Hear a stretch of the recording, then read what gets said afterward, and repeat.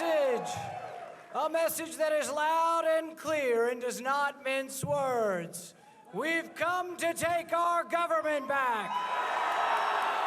Rand Paul faces a fractured Republican Party with competing ideological wings, something that will make it all the more difficult for any Republican candidate.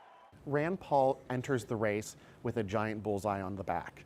He is not a popular figure inside the foreign policy establishment of the Republican Party. His domestic politics fall outside of the RNC platform in some cases, and he really is bringing a libertarian Tea Party flavor to this campaign.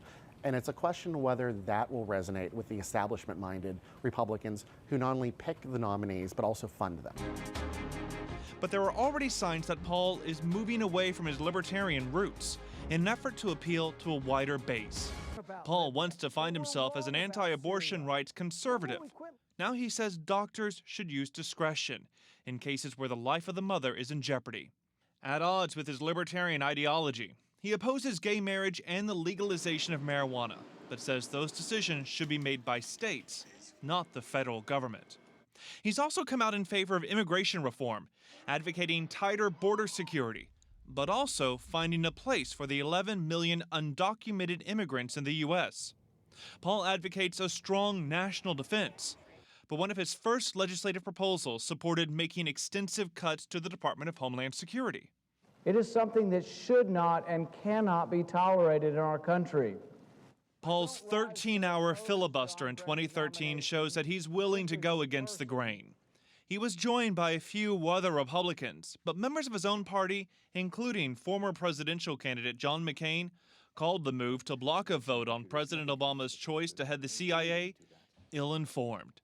McCain even penned a Wall Street Journal op-ed titled Rand Paul's Drone Rant. It's time for a new way, a new set of ideas, a new leader, one you can trust, one who works for you, and above all, it's time for a new president.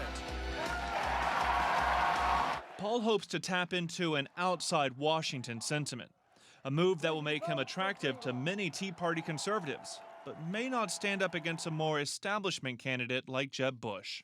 The fact remains that Paul is part of a political dynasty and will be able to draw on the resources that his father, Ron Paul, built in key early battleground states like Iowa and New Hampshire. Jonathan Betts, Al Jazeera.